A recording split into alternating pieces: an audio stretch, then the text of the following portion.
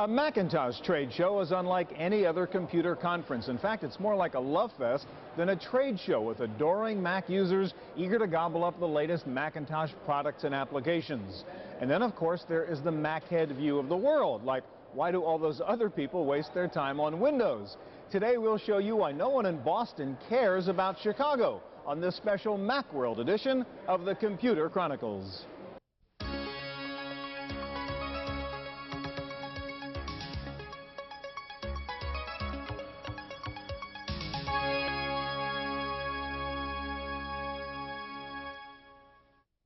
Computer Chronicles is made possible in part by the Software Publishers Association, providers of educational materials to help manage software. Don't copy that floppy. And by Hewlett-Packard, Personal Computer Division. Welcome to the Computer Chronicles. I'm Stewart Cheifet, and here with me in Boston at Macworld Expo is Tim Baharin, Hi. President of Creative Strategies. Tim, when we were at Macworld in San Francisco at the beginning of this year, you said when we get to Boston, it won't be Macworld anymore, it'll be the Power Mac show. Is that what's happened? Is this Macworld all about Power Macintosh? Yeah, the Power Mac is really the focus of this show. Apple needs a lot of momentum if they want this to succeed. And even though they've sold about 230,000 units so far, they really need some people to take a look at it, play with it, and really get a chance to make it succeed. So what they're doing is they're focusing the show on it, and they're bringing in all of the new software. So Microsoft, for example, has introduced Word 6.0 and their Excel product for the Power PC, which will give them a big boost. And then they've got hands-on demonstrations so people can come in and say, hey, this is what the Power PC is all about. Let's look at it. All right, what's the status of Newton at this Macworld? Yeah, it's funny because, you know, last year at this show, Newton was the big thing at this show. And now that it's a year later, Apple has had, you know, its problems with it, not accepted as well as they like. But at the same time, they're very proud of it. They want Newton to succeed. So they've made some of the focus on Newton, showing all of the new software. And there's a lot of activity of people coming by and trying Newton for the first time. So yeah, it's still a very important focus for Apple. All right, let's go inside Macworld Expo and cruise the aisles for you in search of the newest and neatest Macintosh goodies. Over 50,000 people crowded the aisles at Boston's World Trade Center to see the latest products for the Mac. This year's show was so big that the smaller companies had to exhibit at a second location, the Bayside Expo Center. And Apple set up its own pavilion across the street from the World Trade Center, where visitors lined up to see the new Power Mac. Some analysts are saying the whole future of Apple Computer is riding on the success of the Power Macintosh. So how is Power Mac doing? According to Apple, there are now more than 200 native applications for the Power Mac, and Apple says that in the retail channel, Power Mac is outselling the Pentium PC. At the end of 1995, most of the Macintoshes sold by Apple will have a Power PC chip inside. So the direction of the company is to Power Macintosh, and that's where the install base is, that's where the growth is. That's compelling for a developer. The Power Mac, I think, is the most brilliant thing Apple's done. What they've managed to do here is leapfrog the Intel alliance, the Intel consortium, the Intel whatever you want to call them, the evil empire. But it looks like with one strategic maneuver, they've leapfrogged over Intel. It looks like the Pentium chip is the end of the line. I don't know that they can get any more performance out of a CISC chip. And for Apple to make the commitment to risk and to do it so well, I think it bodes well for them. The big question on the Power Macintosh is, will there be strong support from the software companies so that users can really take advantage of the chip? They've already got about 200 applications that will be designed specifically for the Power Mac. And at this particular show, Microsoft has endorsed it by introducing Microsoft Office for the Power Mac. And that'll go a long way to getting other developers on track. But at this point, having at the end of the year 200 applications is a real good move for them, considering the Power Mac's only been out for 4 or 5 months. People are really excited about the Power Macintosh. We are as well, about the speed difference and the enhancements that people can get from using that. You can see speed enhancements for the Power Macintosh as we have optimized it for that platform. But as far as features and functionality, we really do like to keep that compatible, whether you're using a 68K Mac, a Power Mac, or a Windows-compatible machine. WordPerfect used Macworld to show off its new Power Mac word processor. This is version 3.1 of WordPerfect, running under the new Mac operating system, 7.5. Clara says their new Clara's Draw, an upgrade to MacDraw, is the first new program to ship as both a native application for the Power Mac and a standard version for the 68K Mac, all in one package. A smart installer automatically loads the correct version for your computer. Running Clara's Draw in native mode for Power Mac boosts performance by up to 6 times in text handling, screen redraws, and graphic resizing. But while the Power Mac processor can speed things up a lot, there are some roadblocks in the existing Mac architecture that can slow things down. They're well optimized for graphics applications, and that's Apple's stronghold, is prepress and publishing and stuff like that. On the negative sides, Apple still has NuBus and still has SCSI, and that slows down data throughput and things like that. They are going to go to PCI standard, and the PCI standard will enable better throughput. But that's a good 6 to 12 months away in terms of implementing it into systems. So that's a little bit of a downfall on it. And Apple's going to have to continue to get more aggressive about pricing. And Apple has done just that, cutting prices on the Power Mac and beefing up the configuration options. On the software side, it's not only the biggies like Microsoft and Novell that are moving to take advantage of the Power Mac's speed. Route 66 Geographic Information Systems demonstrated their route planning software on the Power Mac, and Loga Vista introduced English to Japanese translation software for the Power Mac. The company says the native version of the program translates documents 2 to 4 times faster than on a 68K Mac. While the Power Mac is providing a lot of juice for serious applications like CAD and image processing, one sleeper application area that may drive Power Mac software support is games. We kind of kid about games. Macintosh is a serious computer. What we're finding is a lot of games companies are looking at the performance of the Power Mac and the price at which people can buy it, and are developing games for the Power Mac. Next up, a look at Apple's new operating system, 7.5.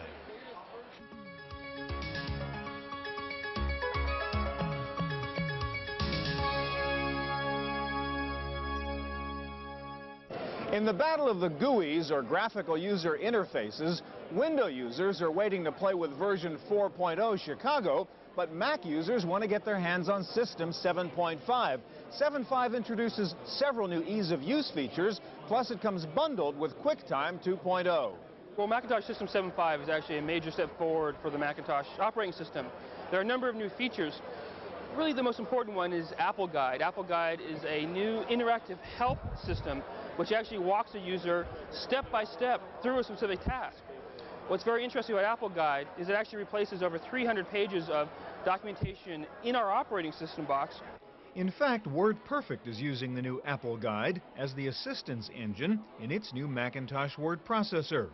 Apple Guide makes it easy for a software developer to create a standard help environment. Apple Guide can be easily customized and can even help with complex tasks such as network and mainframe communications. Another new feature in System 7.5 is PowerTalk, which creates a universal mailbox inside the OS so that all your incoming communications can be assembled in one place. With PowerTalk, faxes, voicemail, and multiple email boxes all appear in the same inbox, making it easier to manage electronic communications. Apple is already talking about the next generation upgrade to the Macintosh operating system, to be dubbed Mac OS. So how important is System 7.5? Well, actually, it's very important, I think, because it makes the Mac easier to use. I mean, there's a lot of new features. It extends the networking architecture, so you've got stuff for the power user, the brand new user, and even the medium level user. One thing System 7.5 does is make it easier for Mac users to work with DOS and Windows files. Built into the operating system is a file transferability, which can read any DOS or Windows file, translate it to the appropriate Macintosh application, complete with formatting commands. System 7.5 also has a new graphics architecture called QuickDraw GX. This simplifies printing and makes it easier for graphics developers to push the limits of both the 68K chip and the new PowerPC chip. As usual, the value of System 7.5 will depend on how quickly software developers move to take advantage of its new architecture. But Mac user writer Maggie Cannon says all new operating systems have the same problem, even if they come from Microsoft. Chicago is going to go through the same problem. Chicago is an entirely new operating system. It's not just an upgrade, and they're going to go through the same transitional period that Apple is going through, in which they have to ramp up and get all those applications. It takes years to get thousands of applications out there. Like Chicago or Windows 95, System 7.5 wants a lot of RAM. While you can get by with 4 megs, Apple recommends at least 8 megabytes of RAM to take full advantage of its new features. System 7.5 was designed to be backward and forward compatible so that you can put it on a Mac Plus or a Power Mac. Well, actually, Macintosh System 7.5 really runs, and it's a very important point because we're not leaving any customer behind. It actually runs all the way back to Mac Plus level CPUs. And the important message for Macintosh System 7.5 is that it's a unified release. It runs on both 68K based systems and Power Macs now, based on the PowerPC processor. So it unifies the operating system and makes it much easier to manage, for example, large installations of Macintoshes. And because it can run all the way back to our earliest Macintoshes, we're not leaving any customers behind in terms of the new features like Apple Guide and even QuickDraw GX. Finally, let's not forget QuickTime 2.0, the latest version of QuickTime, which comes bundled with System 7.5, is a major improvement. QuickTime 2 gives you full-screen video playback without any additional hardware. The PowerBook has quickly become the cool notebook computer, and Apple, of course, would like to keep it that way. In fact, there are now high-end PowerBook 500s, mini PowerBook 200s, and the newest member of the family, the low-cost PowerBook 150. The 150 replaces the current low-end PowerBook, the 145B. Improvements include a larger screen, more expansion capability, enough pre-installed software to use the notebook right out of the box, and it still weighs in a pound lighter than its predecessor. The PowerBook 150 is not the fastest machine on the road, but it's priced at less than $1,500 and targeted for the mobile student market as well as the first-time laptop buyer. The PowerBook 280C, on the other hand, is meant for the business user. It's the industry's only 16-bit color sub-notebook, weighing in at about 4 pounds. The 280C has a hefty price tag, though, about $3,700. Though the Macintosh may not be the computer of choice in the corporate world, Apple seems to be sneaking in the back door at lots of major companies with the PowerBook. I mean, they snuck in actually over through desktop publishing, and then they've really snuck in even more so using things like PowerPoint and Persuasion and things that are based on presentations. That's really active in the corporate environments. The portables are clearly one of the more important platforms for them, and if you think about Apple's actual product line, you can see that the PowerBooks play a much more important role in the future. In this particular context, PowerBooks are getting accepted in the office, but again, in contrast to what's being sold by Toshiba and IBM, it's still a pretty close race. For the real power user, Apple now has the PowerBook 500 series. These notebooks feature the Motorola 68LC040 processor running at 66 megahertz. The 500 features a 9.5-inch active matrix color display and longer-lasting batteries. Apple has also replaced the standard trackball with a built-in trackpad, which increases reliability because there are no moving parts. Stereo sound and a video out are standard for the 500, making it a great machine for those splashy corporate presentations on the road. In ads for the PowerBook, you often see people using it out in the woods somewhere or by a stream. But how long can you keep a PowerBook running with its standard battery? Not long. But a company called KISS, for Keep It Simple Systems, has introduced a solar battery for the PowerBook that will keep it running indefinitely. The panel weighs about 2 pounds and costs about $200. If you really want to be mobile, you want a Newton PDA. But then again, maybe you don't. I didn't bring it with me to the show. And, I've got my phone, but I didn't bring my Newton. And basically, I think Apple's done a really bad job of introducing and supporting that technology. It's just no way around it. I mean, they can sit there and beef about whatever they want to do, but they've just done a really bad job of it. And it's unfortunate because I think there's real value there, but it's very, very difficult to get access to that value. Analyst Tim Baharan had a more optimistic view. Well, Newton now's a year old, and you got to look at the whole concept of PDAs as being in the Model T stage. We're at a point where, from a practical standpoint, PDAs were defined by John Sculley. They were really overblown at that point. And now we're coming back to reality that says, okay, it's a neat concept, now let's start building it the way people really want it. And so while PDAs are in their infancy stage, many of us as analysts believe that it's still a viable category and eventually it will take off. Among the new Newton applications is this Zagat survey of top U.S. hotels and restaurants. If you have an unexpected layover in a strange city, you can use your Newton to find a place to eat and sleep. Or if you're farther afield, there's the Berlitz 5-language interpreter for the Newton. Spanish, Italian, German, French, and English phrases are in your palm top for about $120. And if you like to carry a spreadsheet with you, Apple's own StarCore division has introduced Equate, a spreadsheet program for the Newton that takes advantage of standard Newton gestures like scrubbing and double tapping. Equate will let you import and export files to Excel.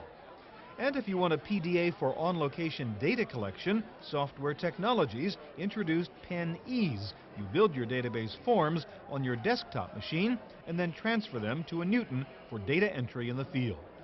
Coming up next, multimedia on the Mac.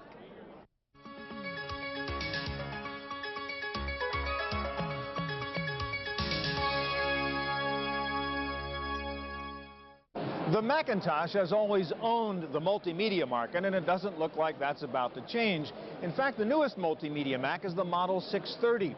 It comes bundled with a CD-ROM drive, has 3 expansion slots, and a space for a television tuner. Whether you just want to watch TV while you work, or you want to edit videos on your Mac, the new 630 systems are meant for today's multimedia environment. The 630s include the Performa, the Mac LC, and the Quadro. The LC line really is our education line, focused at K-12, and that's the only place that you'll see the LC line. When we talk about Performa, that's our consumer line. Everything you need is in one box, and you'll find that model where you expect to find consumer products. Circuit City, Walmart, the superstores. And of course, Quadro is a great entry business. I mean, Quadro has always meant performance for business, and we've really optimized that for our corporate users and small, medium business. The new Macintosh 630 features superior audio and video capability, better than a PC, and better than a Power Mac. The AV technology that Apple provides with their AV machines that will eventually be standard on the Power Mac machines is something that is fairly painful on the PC side of the business. You have to put in sound cards, and it's just not easy. And Apple is just right there and set up, and you can go. Despite the power inside the Macintosh 630, it's aimed at first-time users. And our research shows that perhaps the #1 reason why families and first-time users are going to be buying a new computer is for multimedia. And what we've done with the whole 630 line of computers is we've absolutely re-architected our 040 architecture and brought some of the high-end multimedia capabilities like cut-and-paste video, integrated TV, and we really optimized them for the first-time user in terms of affordability, cost, but most importantly, it just works. The basic 630 model sells for under $1,300. In addition to Apple, there were other companies showing off multimedia products. If you're serious about desktop publishing work, Radius introduced Photo Engine to put into your Mac. Photo Engine uses 4 digital signal processors to accelerate the often time-consuming tasks in Adobe Photoshop. The new bus card and software cost about $1,100. Sharp demonstrated a new 600 dpi color flatbed scanner. The JX330 captures detail in either color or monochrome mode. It's expected to sell for about $1,500. If you're a professional and you have to deliver your finished work to a customer, Foresight has a unique solution. This is the Superhighway ISDN Manager. It offers high-speed point-to-point file transfer of images for newspapers and magazines. Complex photos can be transmitted in just a few minutes. Hewlett-Packard demonstrated 2 new inkjet printers for the home or small office. The DeskWriter 520 is a monochrome printer that sells for about $350. The Color DeskWriter 560C will cost you about $700. Both HP inkjet printers offer 600 by 300 dpi printing at up to 3 pages per minute. If you do color on the 560C, it takes about 4 minutes per page. And Wacom demonstrated a new smaller and less expensive graphics tablet. The ArtPad is only 4 inches by 5 inches and sells for under $200. The low-cost graphics pad comes with Wacom's UltraPen, the same one used with its more expensive tablet. The UltraPen is cordless and doesn't require a battery. In addition to multimedia, communications tools were big at this Macworld. Visioneer introduced PaperMax and MaxMate for the Macintosh. It's a combination hardware-software product that lets you scan papers into your Mac and then email or fax them to another location. Buying PaperMax will allow you to, one, we believe, eliminate the need to buy a fax machine. Two, it will allow you to, if you're using email and maybe connecting to the home office, you're going to be able to take paper documents and now use electronic mail as a way to transport them. So if you have, say, sales invoices that you want to send back to corporate, you can send them and know that people read them. A company called Desktop Paging Software introduced UPage, a product that lets you use your Mac as an outgoing pager. With UPage, you can send alphanumeric messages of any length to a pocket pager. If the message is too long for the receiving pager, UPage automatically breaks it down into separate, smaller messages. If you want to use your computer to learn a foreign language, Hyperglot was demonstrating its new CD-ROM software, which includes QuickTime movies of native speakers. Très bien. Je suis la gardienne, Madame Bertrand. And SoftLink was showing off its new multilingual, multi-directional translation software. It's essentially a database that can translate between any two of the program's languages, including French, German, Italian, Spanish, Dutch, British English, and American English. Finally, there were online products for Mac owners. CompuServe was showing off its new Information Manager software, version 2.4. The menus are all new. And Ventana was offering an easy way to get on the Internet. A graphical user interface, 2 guidebooks, and an Internet membership account, all in one bundle.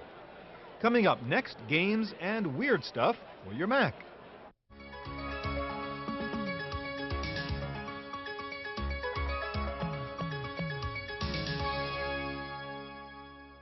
Sure, there were word processors, spreadsheets, and databases here at Boston's Macworld Expo, but there was also lots of fun stuff, like a new game called Eat My Photons. It's a 3D space combat simulation game from Eccentric Software. Cassidy and Green introduced a fascinating Macintosh game called Glider. Your mission is to fly a paper airplane through the many rooms of a house using only the airflow from the heating system. The game's developer is John Calhoun. I use sort of as a metaphor in this game, spring, bright colors, oranges, yellows, outdoors, not claustrophobic, Art Nouveau, Maxfield Parrish, turn of the century, Little Nemo, and Slumberland. So there's a lot of childhood fantasy, flowers and that kind of, that was sort of the metaphor in that. And then once you have sort of a theme or a metaphor for a game like that, everything follows, in the development process. If you're into music, Opcode announced a new professional music notation package called Overture that lets you edit MIDI data graphically and features full MIDI playback capabilities. Opcode also introduced a Mac version of its popular children's educational title, Ali's Playhouse, on CD-ROM. If you have a hobby other than computers, there was some neat stuff for you. Books on Disc demonstrated its new version of the Digital Gourmet. It's an electronic cookbook that lets you search for recipes containing or not containing specific ingredients. The program shows you color pictures of the finished meal and includes nutritional information. If you want to hook up a wood carving machine to your Macintosh, check out Max Motion from Solustan. This is desktop woodworking, I guess.